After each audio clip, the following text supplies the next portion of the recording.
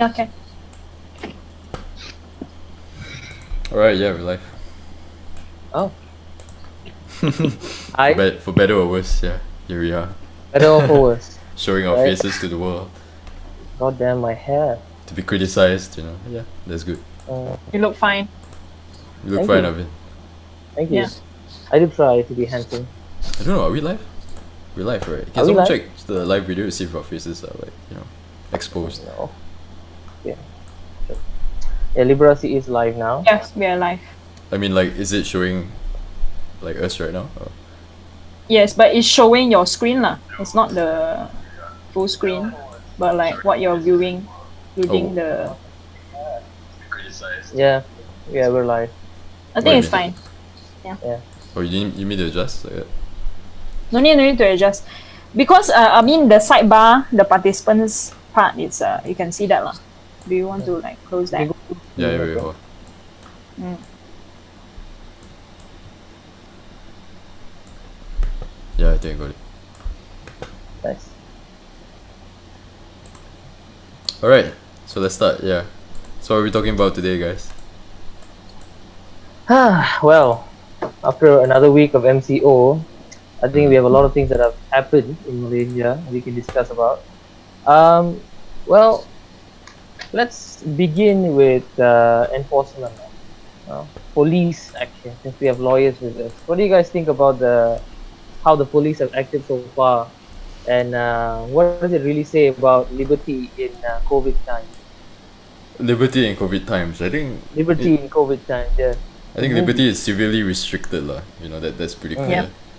But how the police have behaved, I can't say much because I haven't been going out myself, so I haven't actually seen how they have been behaving, or how the roadblocks are, because I haven't really actually been stopped myself. So I'm not sure if any of you have that experience. Well, I've gotten a mixed bag of responses lah in relation to how police has responded. Some I think some my mom works in a bank, so banking belongs to essential services. So she did tell me that almost every day, either in the morning or in the evening when she comes back home, there will be a roadblock lah near our house, and she'll be stopped by the police, and asked to wind down her window and explain why she's on the road and whatnot lah. But luckily with her, she has a valid letter showing reason why she's traveling outside despite MCO. Yeah, but I've also heard from friends that despite roadblocks, they were not asked to stop. Police just look at their car and just let them pass. They just had to slow down and just let them pass. Yeah, so different kind of responses. Depends on the area also, I think, because if I was just traveling within Subang, as I should, but I'm just saying, let's say before the recent Gazette where they say you can't leave 10 km. So let's say if you could go to other areas, I think along certain highways there'll be police officers and army officers as well. But for my sister, because she was a medical practitioner, so she travels to Hospital Klang. So along that particular part, there's always a roadblock or something. So she has a card to show them as well, so that's fine. Yeah. Arvin, sorry. I do wonder, however, if how police act differently in different kind of zones. Maybe in red zones they take heavier precautions. Yeah, so I think Klang is a red zone and all that. How about your areas? Is it a red zone as well? Gombak is a red zone lah. And well, the funny thing is, today my sister wanted to get some provisions and share with us by coming to our house, but the police did not allow that to happen basically. And she lives in Sapa. I live in Taman Sri Gombak. Yeah. That's barely 10 minutes by car, if that. So people are taking quite seriously. Takeaways here have closed as well. I can't buy anything on Food Panda, which is bad because I sleep at 3 a.m. So, So that's in terms of liberty in general, but in terms of I think there's another question that arises, right, regarding people being uncooperative with the police and so on and so forth. But what we've been hearing is mostly from someone else, meaning someone would say, oh, this person got arrested or stopped because they didn't cooperate with the police, but we don't actually know what happened. What did they say, or did they really not cooperate with the police? Because some of the charges against these people are the charge is for not cooperating or like interference in the police interference with the public officer in the discharge of his duties. So but we're not really sure exactly what actually happened lah. Could it be that they just were like, you know, saying something crass to the officers, and then as a result they were arrested? I think if that is the case, then you know, I think arresting someone is a pretty serious thing lah, you know, and it shouldn't be taken lightly. I agree, but another thing that I want to point out is people are quite supportive of police being quite harsh nowadays. It's Yeah, quite that's the- surprising. Hmm. So you can see that, you know, police, when they sabat the what do you call that, minors essentially, for staying outside their house and hanging out with their friends. I know it's not something that should be done lah. You know, I'm not saying that we all should go out and hang out with our friends on motorbikes, but the action towards them can be said to be quite Harsh. I say it doesn't match the level of offense lah, I would say. A few videos have emerged, especially from police in India.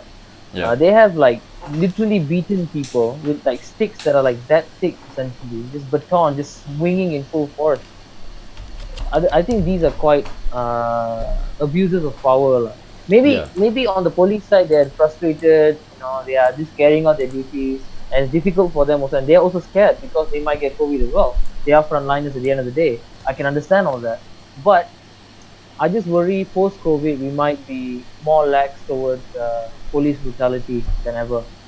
Yeah, and also I think anytime you use like caning as a punishment, it's like, I think it goes against human rights now, because it's a form of torture, and that's perhaps one of the reasons why we didn't ratify the Convention Against Torture as well, because we want to keep in that punishment. So I think using caning as a form of deterrence for this MCO, I think it's not very effective, unless there's something to show that people are afraid of being caning, that's why they don't want to come out, you know. Because the very fact of them being outside is that they're putting their lives at risk, you know. So I don't understand, if they're not afraid of putting their lives at risk, I don't think the punishment of them, you know, I highly doubt that such punishment would deter them as well. Yeah. I think I guess like it can be said to be like direct action that disperses them, so it like reduces the chance of Yeah, I mean, people don't be arrested. So it's a balancing act. I'm not saying again it's difficult to be a policeman in these days, but are you really supposed to beat people to such a degree to carry out your duties? It makes me uncomfortable. Yeah, and there's the thing about bail as well. I realized that some of the bail amount that's being set by the magistrates are pretty high. To give an example, let's say for an offence where you assault someone else, maybe the bail would be set about like 5,000, 6,000 so. But there's this case where the bail is set about 15,000. I think it's for the cardiologist in Penang who say you wanted to go jogging and all that. And I think, and then there are a lot of netizens online that are like supporting this, they're saying that, you know, oh, the bail amount should be higher or something like that. But I think people are forgetting that the bail amount is not to punish the suspect or the person that's going to be charged, that the person that's charged, but it's merely to just ensure that the person comes to court, you know, and doesn't commit further crime or breach the MCO further. So there's something that I don't know why I think magistrates seem to think that they have to set very high bail amount just because the public interest is that there's a lot of public interest in these cases lah. But do you think that the bail should be commensurate to the amount of money a person makes? For example, like if the bail is 5,000 ringgit to a guy who's a millionaire, you know, it doesn't tally, right? You know. No, I mean like because the bail amount that you set, I mean, it does take into account several factors such as your monthly income and all that. But at the end of the day, it's just to ensure that the person comes to court lah. And I don't think that's an issue when it comes to that particular person that had 15,000 as bail amount. Because I think with this MCO being enforced and all that, you know, I think it's very unlikely for them to abscond. And so the purpose is not to punish them. If you're talking about like progressive fines and all that, then it's another topic to discuss, I think. Okay. Yeah. Okay. Police brutality, man. Oof. So, yeah. hmm? Sorry, you were saying? keeping on the argument of more state involvement or more state power, because police is what do you call it, arm of the state as well. What do you guys think about the JKM being the only way to disperse help towards people who really need it? The crackdown of sorts of the NGOs. What is your first reaction to it? My first reaction is the question of whether the JKM have enough manpower to distribute this to the grassroots. Because as far as I understand, JKM in itself, under normal circumstances without MCO, so they do not have enough staffs to deal with, welfare cases. So I was a bit concerned about that the food may not be distributed to people who really need it, especially those who are undocumented, refugees, migrants. Yeah. And also there's a question that I need to post. Can you guys hear me? Yes. Yeah, so basically they are afraid that there's a high risk of transmission of these coronavirus if, let's say, many NGOs are going about and distributing this food, right? But there may be a problem as well if, let's say, it's streamlined to just JKM stuff, right? And if, let's say, the department is affected by the virus, let's say somebody comes into work and they have the coronavirus but they're not aware of it, and suddenly everybody needs to quarantine, and then the whole system breaks down because nobody can come out and distribute the food, then I think that will really, really affect the societies that need this kind of this kind of support. Do you guys agree in that, or like? The thing is, I agree that there is a problem, in inherent vulnerability towards the idea of the JKM. But my thing is, I agree with their premise in that, if we have it in such an anarchic manner, where everyone is now empowered to go out and try to help people, the standard of hygiene, for example, looking at it one way, standards of hygiene, it might not be the same. It might cause more clusters to open up. So I understand their concern. I completely understand their concern. But the way they did it, I don't think is correct. What they should have done is, in the beginning, they must have seen that there is a problem of distribution. They should have identified the individuals or the NGOs who are working in that certain area, and then they should have worked with them to standardize the SOPs. Because the NGOs who are distributing the food and the help, they can do it independently. As in, they have the capacity to do it independently. Where JKM, I don't think does. I agree with Michelle on that. But I guess the heavy-handed way of saying NGOs don't distribute anymore, let us handle everything, not the way forward, You have to be more collaborative. Yeah, and if they. But I also have to say. Sorry, maybe you want to add on to it first. Go ahead. No, I was just about to mention that about 2 days ago, JKM did come up with new guidelines permitting NGOs to distribute food to the needy, but with limitations. One is that the food has to prepare a certain way, has to be dry food, has to be cooked, and volunteers are only limited to 2 persons per NGO, and these volunteers would have to be accompanied by people from the defense force. So I think that's a good, I'm not sure, is that a U-turn? From a good move, slightly good move from the directive before that, which is complete prohibition of donation. But again, very kelangkabut, we're facing a crisis. Don't have this knee-jerk reaction of, we might put more people in danger, ban them. You have to really understand what is the need, who is there, who can help you, and build bridges. It's not the state versus the people. It's the state for the people, with the people. Yeah, I agree. Yes, definitely. So. What would you say about other policies that are currently in place, not policies, rules that are currently in place, do you think that there are other rules which may also be knee-jerk reactions, not really thought through well enough?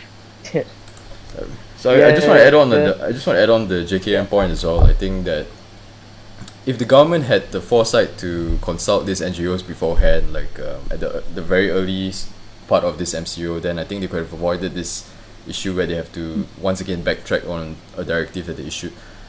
So if they could have just sorted this out beforehand, if they've just consulted NGOs, then I think it would have been much better lah. Because there was a period of time in which the directive was issued, suddenly NGOs can't help anymore, and suddenly these communities are left, helpless lah, in that sense. So let's say a few days they are left like asking the NGOs to help them again and all that, and then then after that, when the directive was reversed in a sense and a new guidelines were issued, then only these things picked up on again. So I feel that they should have consulted the NGOs at an earlier stage before they went ahead to issue the directive.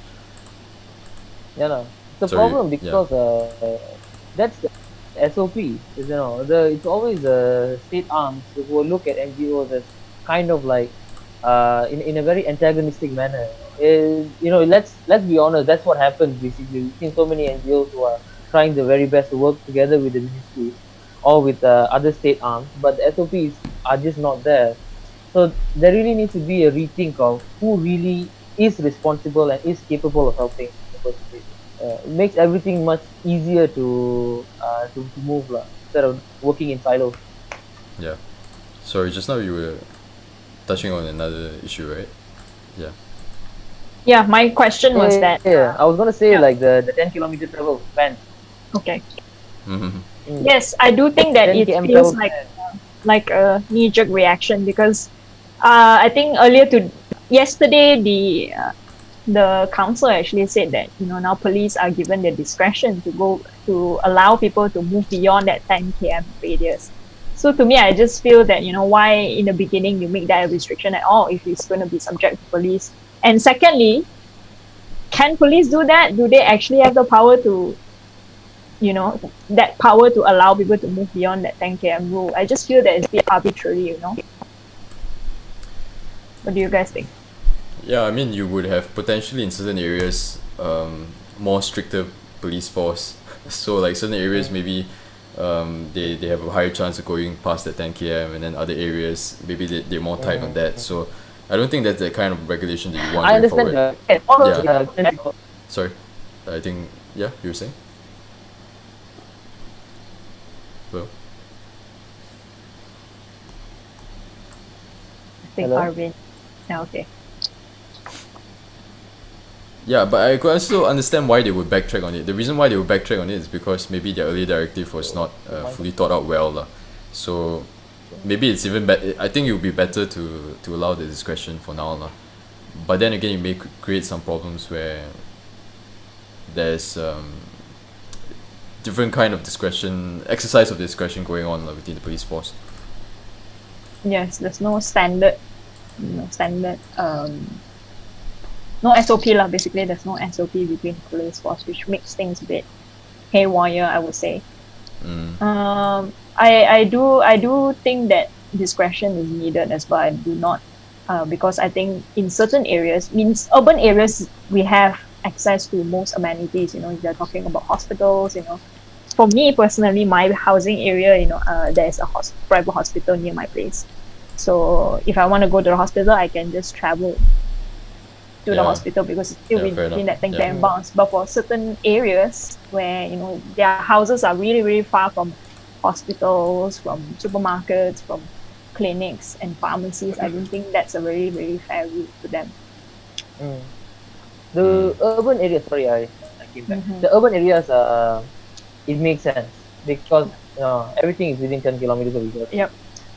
But certain areas, like in Sarawak, they have actually changed the discretion for rural areas. You can actually travel more than 10 kilometers, especially for medical aid, if I'm not mistaken. But my question is, why is anything 10 kilometers away if it's essential from anyone? Again, it really shows the urban-centric planning that we have put into Malaysia. here I can, like, everything is like very near me. I can go get food next to my house or so forth. But for a rural area, if a person has to go like more than 10 kilometers away for a hospital, which has they don't even know what level of what do you call that, treatment that they can give. It's only like a clinic day, sir. All of these things are vulnerabilities that luckily we can see now lah. Of course, COVID is negative, but at least we can now see where we have vulnerabilities and we can hopefully overcome that. Okay. So we have some people watching, right? Maybe you have some opinions about this issue. If you like to comment or anything, you just comment below and we'll take a look at it. If you have any questions for the three of us, then we'll try our best to answer as well. Do like our Liberasi page and to follow us for more updates and posts that we might do in the future. So anyway, do you have anything else to comment about the 10 km rule, Arvin? No, again, I think the general comment is. Hello? Hello? Yeah. Yeah. You can hear me? Okay. So I think the general comment is, we can see that there's a common thread lah. The common thread is, don't knee-jerk, don't take knee-jerk that. Okay?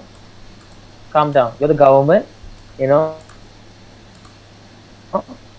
see what the needs are and then respond to that need with the best SOP possible. Don't just do something because you're so kelangkabut, you're so terburu-buru.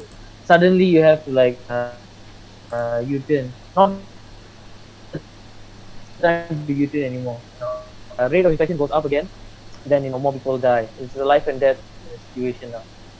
So be more mindful of that. Yeah. My advice, I guess. Okay, yeah, the next topic I think we should touch on is about the whole Doraemon issue and everything. Yes. So, does anyone have anything to say Finally, about that? someone is speaking on the behalf of men. What? Finally, someone is speaking on the behalf of men, on the behalf of husbands everywhere. Husbands everywhere. So if you all should know, like Doraemon's a robot. No, so, okay. Yeah. Oh, yeah. And sorry. Doraemon is also a male cat, yeah. Really? Yeah, Doraemon is a male cat. So there's like a female Doraemon. Yeah, there's a female, I think, female cat robot. But Doraemon is a robot. I don't think like robots have like genders, right? Is that weird? Well, in that cartoon, there's another female robot. Another robot who portrays herself as a female. So I think it's yellow in color. I don't know what's the name.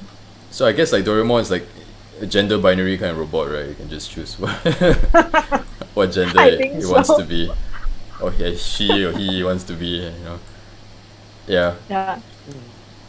But I guess for me, what I have to comment on that is just that I suppose the intention of why they released it was to kind of advise people to be more considerate about each other's feelings and to just be nicer about how you communicate certain stuff. But the problem was that the particular ministry that released the information is supposed to represent women, right? So what has happened is that they're in fact advising women to behave a certain way, but not men. So that creates a kind of thing as to why women have to act that way but not men, that kind of thing. I guess I'm more for being polite to your partner and just telling them things nicely and so on and so forth. Sometimes communication is important, right? Let's say your partner doesn't understand that you would like to, let's say, stack the dishes a certain way or whatnot, then you will communicate that I understand, but the guidelines that they issued sort of suggest that it's the women's job to cater to the men, and I think that was a problem. Yeah. There's a couple of things that I want to touch upon. First of all, I don't support the guidelines, just in case anyone has it sideways. That was a joke in the beginning. But firstly, I want to say, it's not the government's job to dictate how a person should and should not behave in a relationship.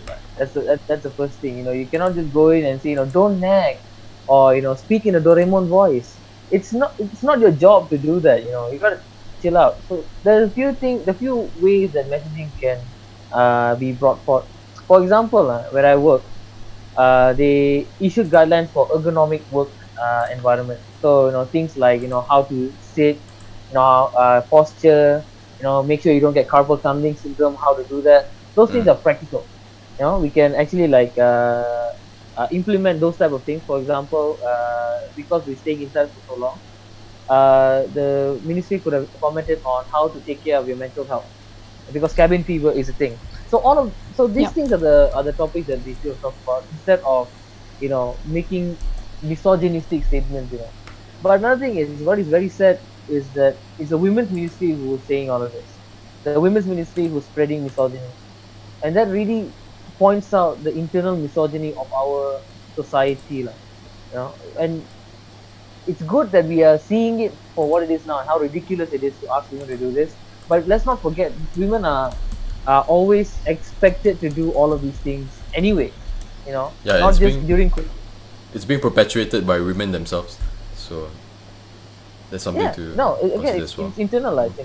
So wherever, like, a woman is like not wearing makeup, people are going up to them and saying like, "Oh, are you sick today? You don't look that good." Again, it perpetuates the need to conform to societal expectations.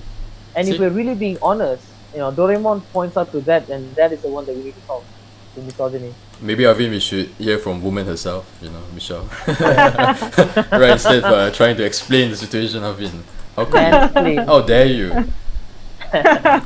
No, you're free to share. Well, when I first saw that post, I find it to be very hilarious, because I think it's quite cringy as well. Quite cringy as well, the way the statement was framed. I think it's just, I just think it's very girly. Okay, but I don't think it's not meant. They didn't intend for it to be malicious or encouraging something bad. Anyway, it's just a tip. Those are just tips. Actually, some of the tips are actually okay, decent, except for this one. Yeah, I agree with what you guys have said, that it points out that internal misogynist view within the ministry. I don't think it reflects. I don't think it comes from the minister herself, but the actions of the staff of the ministry does affect the perception, the public perception of the ministry, and I don't think it's very good, given that the public actually expects the ministry to do more. For example, come up with guidelines and helplines for women who are in abusive households. For children who are vulnerable and exposed to domestic violence in their homes, sexual abuse in their homes, I think those, you need to pay attention to that. And I think a lot of people are very frustrated, and then ministry come up with this sort of thing, people just exploded lah. I just think it's bad timing and it's bad communication. Oh, they removed the 40-minute time limit, so oh, go. Yeah, that's good. Let's talk for another 40 minutes. Woo! Oh no, I mean, let's try to keep it succinct, but again, something you mentioned, Michelle, is that it might not necessarily be the minister's fault herself. I mean, she might not have actually asked for this particular sentence or line to be put into that. So it could actually have been like someone that was in charge of the social media side that decided that it was a good thing to put it. So in a way, do you think there was unfair criticism of Rina Harun?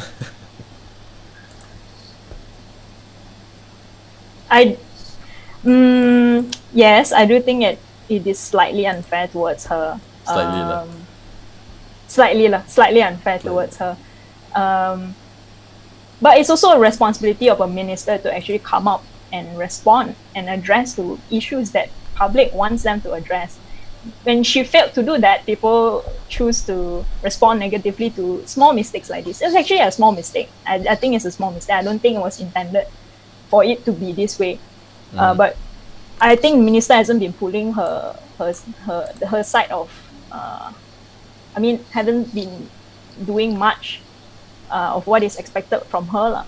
So I think people just exploded, and the whole ministry it may show the culture at the ministry itself, like this is the kind of thinking that they support within the ministry. I mean, it might not necessarily be attributable to Rina Harun, meaning that she might not have necessarily have said that go ahead and do this, but the very fact is that the people working there and whoever came up with this is in a culture where this is supported. So I think that's something that has to be rethought as well. You know? But I think it's a good point that you mentioned about like domestic violence and all that as well. People that are stuck in homes right now, they have nowhere to run, and they can't run 10 km, 9 km, maybe. Yeah. 7 km, the police will take over. Yeah, and I think that's something that needs to be talked about as well, right? Sometimes like the divorce rate might be related to these issues that we're not necessarily highlighting because it's such a normalized thing in our culture, especially when it comes to children. Right. I don't go too much into that, but yeah, I think that's a good point that you raised as well. Yeah. Just on the issue, I think it's not a thought that is supported by the ministry alone. I think the thought is supported by most Malaysians. That these are things that are okay to say. Be presentable, wear makeup, all of these things are okay to say, and they're not. Even some netizens have commented that you're supposed to do all of these things. You're supposed to be a certain way. Certain people from ISMA, have said that as well, who are also women. So the critique is not to the ministry or the minister, because they are the byproducts of they are the symptoms of the disease. The disease is this pervasive thought within society, and I hope that we can address that as Malaysians. So some people say that the people who critique whatever that was being said by the ministry in this infographics are propagating very like Western thinking, and this is something that's actually more for Malaysian kind of culture, and it should differ from the Western way of doing things. Like, do you have anything to comment about that? I think it's a bit of a stretch to say that this is Malaysian culture, because different households have different family dynamics. You sometimes see different households, they have the matriarch, being in charge of the house. Then the mom decides from what food we'll be having today to who does the housework. I don't think it's a culture. I think it's a bit of a stretch to say that. It's a bit inaccurate, and I think it's an excuse for us to just not deal with the issue at hand, which is my misogynist thoughts. I think if we're talking about Malaysia, there's a couple of things that we can look at. One is Negeri Sembilan, that followed Adat Pepatih instead of Adat Temenggung. Adat Pepatih is a matriarchal way of looking at society, where if I'm not mistaken, correct me if I'm wrong, guys, if I'm not mistaken, the inheritance follows in the matrilineal line. Another thing is in Kelantan, we had women queens, who are leading the government as well. So let's separate East versus West values. If your values contain misogynism, your values contain discrimination, your values are wrong and need to change. Yeah, it's not that the values take supremacy over discrimination. Never. Yeah. But I do think that this thought, about Western culture and Asian culture, this debate has always been there when it comes to, enforcing and ensuring people's human rights. When it comes human rights in general, there's always been a debate about this. Certain norms are said to be Western ideas, and it should never be implemented in Malaysia because Malaysian culture is not like that. But I think we need to get past that. We need to tackle that head on, instead of just letting it slide and accept it as, you're being stupid, you're just using it as an excuse. I think we need to talk about this. We need to confront people who actually have this kind of view and get to the point and try to figure out whether this is actually a culture or not. To me, I don't think it's a culture. I think it's a bit of a stretch, and I think it's inaccurate. All right. So, what's the last thing on our topic? How do you spend your MCO? Yeah, fun things to do during MCO. I don't know, sleeping is pretty fun, right? I mean, you can dream of new worlds and experience new things in life, Yeah. For me, I think this, what we're doing, podcasting, that's fun. Editing the videos is fun. Watching YouTube videos. It's fun. Yeah, it's fun. Actually, I'm having a lot of fun. I thought it's stressful. Doing I mean, yeah. No lah, I mean, I'm having fun with my friends. But So, yeah. I think what's important is getting in touch with the people that matter to you. Having the human connection. Technology is so good that we can do this quite regularly. So I think people who are struggling with being alone or being separated should actually reach out and have Zoom calls and if you have a birthday coming up, have a Zoom birthday party. That's what I'm going to do because my birthday is on the 13th. MCO lives on the 14th. Oh, okay. So, Thanks for reminding us, Savin. Things like that. Yeah, yes, happy birthday. Very to subtle that way one of side. doing it. Yeah. One more thing you could do is, I guess, you could like Liberasi and just follow How about us. you, Michelle? We post regularly as well. So yeah, Oh yeah, that's the most fun thing you can do. that's the like, number one fun thing you could do, right? Yeah. Exactly, a dose of endorphins straight to your brain, man. Like us, share, subscribe. But actually, I find that I could do. One of the things that I do in my pastime recently is that I play chess online. Just to waste time. I guess like games, right? You can play games with friends and stuff like that. Yeah, for me personally, I've done that also. Play games with friends and also friends lah, yeah. Yeah, continue my gaming streak of Skyrim. Same, dude. You play Skyrim, wow. Yeah, for some time. Interesting. Yeah, I just Skyrim. Okay, interesting. Well, I mean, I like the game lah. But other than that, I've also been trying to keep myself active. One of the things that I've been doing was actually video call my friend whom I work out with most of the time, and we just do that lah on call. Yeah, guys, follow what Michelle is saying because what I do mostly is sleep. So. Really? I thought you work from home, Marvin, or something. Oh yeah, you said fun things to do. Oh, okay. That's you. Fair enough. Yeah, they're like, there's this bunch of people that are having like this workout session, and then like every day they'll do it on Zoom, and then you can join them. Yeah, I think that's a pretty interesting initiative as well. Yeah. Mm-hmm. I guess if you're into that kind of thing. But how can we, how can we do our part in helping, let's say, the NGOs and all that? There's this group called Caremongering Malaysia Community, right? Mm-hmm. Mm-hmm. So like, oftentimes I feel like I want to help, but I'm not really sure where I should look or who I should reach out to. Yeah, I guess like those of us with money can give money. If you want to give what do you call that, manpower, I guess you can go to the group first and like see who needs it, essentially what is closest to you. So for example, I've some requests coming in essentially, so I'll work on that once I have all the information. Just simple things like going to talk to a grocery store to like give food to refugees who cannot go out and buy. Simple things like that can be really helpful. Yeah, that's it. Sorry, you were saying, yeah. You. Yeah, but one more interesting thing I realized was from the Prioritising Bantuan package. I know we covered this last time, but although they said that there's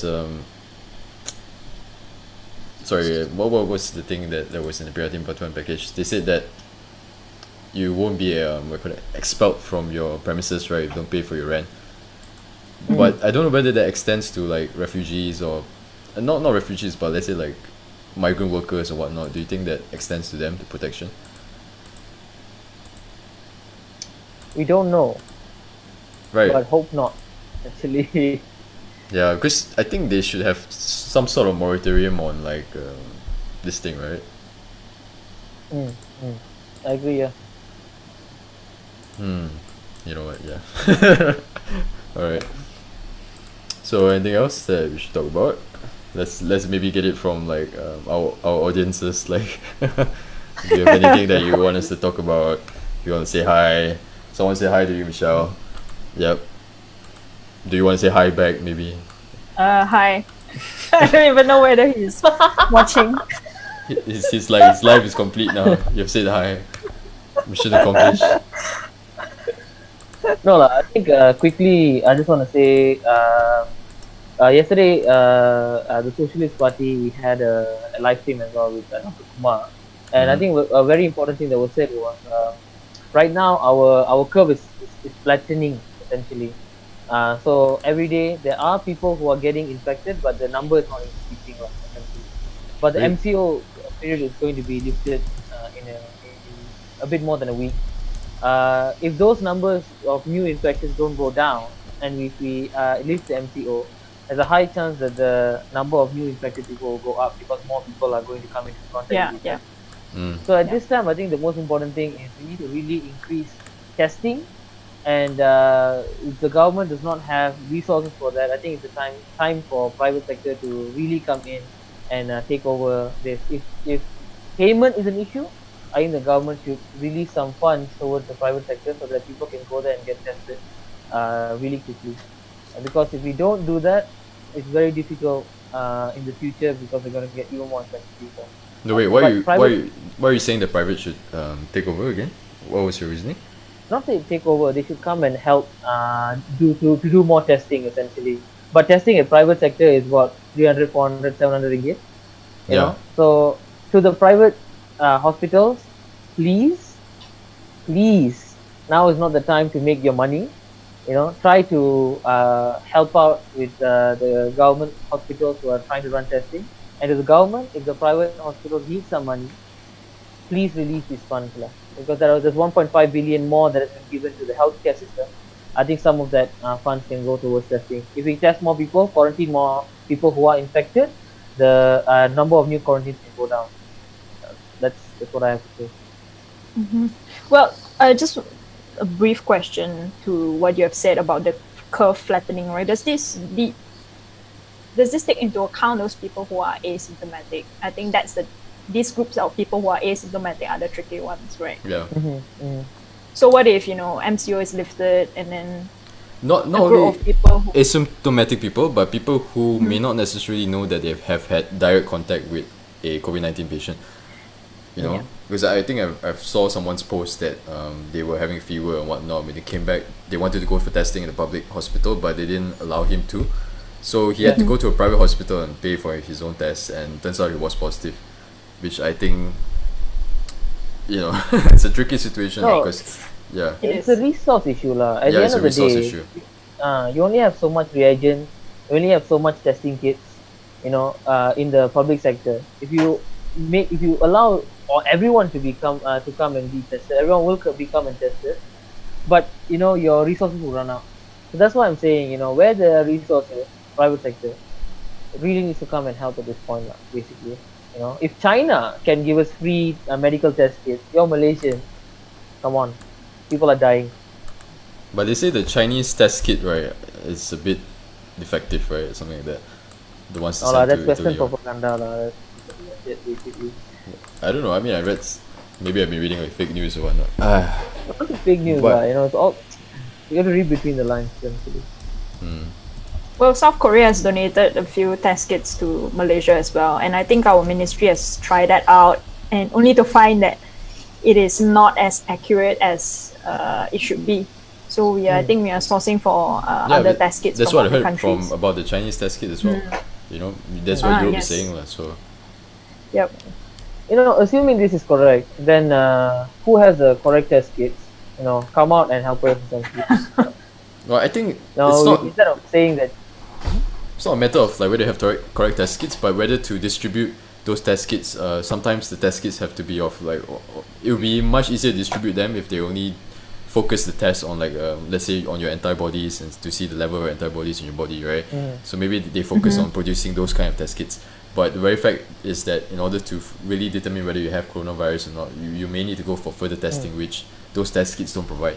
So maybe that's why some of these test kits are not so effective, but I don't know. Perhaps, it's not like I don't know. I'm not like Director General of Malaysia. I think they are speaking to the experts, and I think that they know. Exactly, I guess they're doing the best that they could at the moment. So. I think the main point is still, we know that some people have resources. The access to those resources might not be available to many people due to financial constraints. So let's solve this problem so that we can quickly lift the MCO period because our economy is going down as well, and we can quickly lift it without getting more people infected. Yeah. Yep. So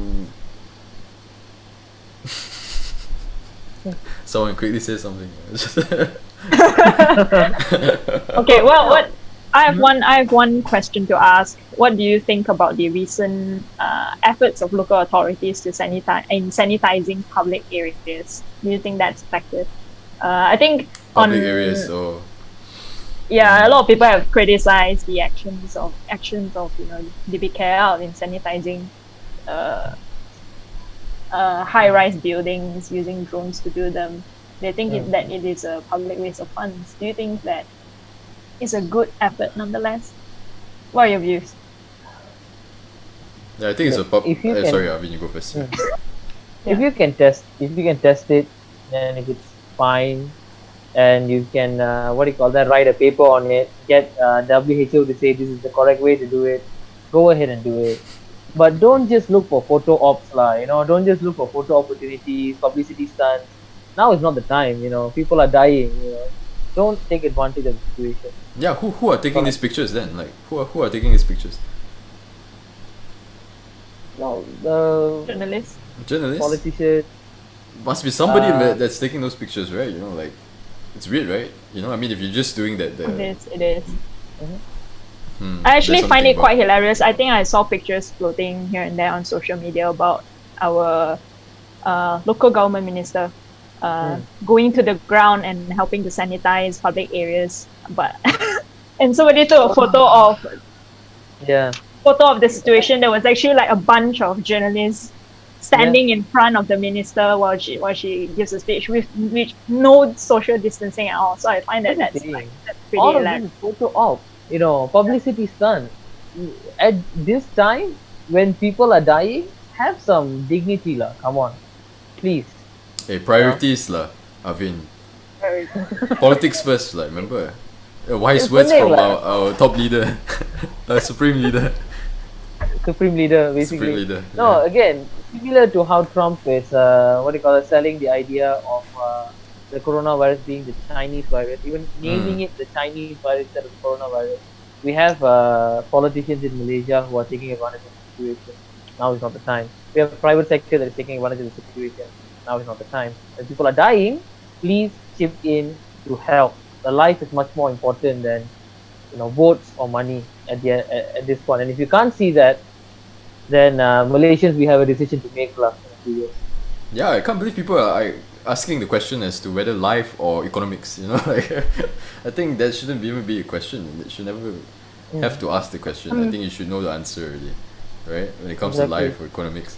I mean, maybe those two things are not like mutually exclusive in the sense that they coexist with one another. I think the most tragic thing would be we prioritize economics too much, only to find that after the MCO period is over, nobody is alive to enjoy those economic benefits. Or nobody is alive to even keep the economy going. Basically. Exactly. Once it collapses, what are you gonna do? My advice to all the rich people that's listening to this, like once this MCO period is over, my advice is to just spend. Just buy anything like pisang goreng, everything, nasi lemak, support businesses. Don't stop spending.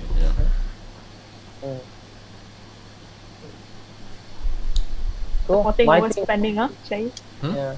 My thing is like, if you're rich. Oh no, I might have triggered Arvin supporting capitalism and all that shit. I'll be nice. I'll be nice. Alright. After the MCO period, yes, spend like you've never spent before. Then is not the time to keep your money. But now, stop making fun of poor people, and stop saying that. Stop making it seem like they're not contributing towards your businesses. I've been seeing like Instagram posts from like Dato Vivi and her ilk. Saying like, oh, now you're back home, you still have to work. Don't make me take over your job, and then you will be out of a job. You made money on the backs of your workers. Have some dignity. People are dying. This is a difficult situation for everyone. At least you have a house and have money in the bank to take care of yourself. What do poor people have? They have like just be more empathetic, lah. You know, They your have, they have, personal problems don't compare don't compare to people who have no food or water. Please. yeah, sorry. But I do think that there are two parts to what she stated in her post. I think one is about SMEs not being given help, enough help by the government, and second, I think the other part was the one that a lot of people disagreed with, which is poor people getting richer after MCO because they got No, that was the first part. I think she was in support That of the was second the part. first But when she the commented second that part she was SME. no, first part was SME, is it? But whatever, like they thought that she was in SME, support yeah. of talking shit about poor people when actually she was in support of supporting SMEs and all that. So that's why she explained and she cried, right? Something like that. Yeah. Yeah. I didn't watch that explanation. I mean, that was what I got out of it. I mean, if you talk about SME, I mean, concerns facing, I mean, stuff that SMEs are concerned about, I think that's valid. But to actually go as low as saying that poor people would are enriching themselves over this period of MCO and will become rich people after the MCO period, I think that's a bit silly and a bit of a stretch. Yeah, I mean, Quite ignorant, actually. Very ignorant. The thing is, these are the same rich people who would say, oh, to the poor people, oh, if you are so poor, why don't you like just like spend more, like save more money, live within your means, blah blah blah. They're the same people who would take vacations to the Maldives, or like spend exorbitant amount of prices on scarves to like cover their heads. Again, it's time now for you to reflect. Maybe you should have saved the money so that in times of crisis like this, you can take care of your business instead of trying to ask for the government's help. That's all I'm saying. Now you know why taxes are used. Sorry. Yep. I have no love for rich people. I'm sorry. Absolutely no love for them. Yeah. I mean, it depends on how they communicate the message, right? Maybe, like, if they were trying to say that the help that was being given by the government is just merely a short-term one, meaning that they may be enriched for a short period of time, but in the long term, when the SMEs or businesses that hire them suffer and are able to hire more people, then it will affect the poor. See, they should have said that, like, they would have made more sense. Yeah, messaging, PR. You have money for that, don't you, Vivi? Yeah, right. What is she? Anyway, she's a celebrity, is it? Or? She's an entrepreneur. I think she's an entrepreneur, yeah. She's an entrepreneur, yeah. Okay, so she sells like 300 headscarves and 80 ringgit staples. That's what she sells. Right. Is there anything else? Yeah, I don't know. I think we should. How long have we been talking? I think we should. How long have we been talking? We could wrap up unless we get the question from the audience. Okay, does anyone have... Ian, you have any question? Take your time. Maybe the UK internet might be slower. Even the UK, I don't know. Yeah, UKC, Shadow Council election. We should spy on it and comment, like... talk nonsense.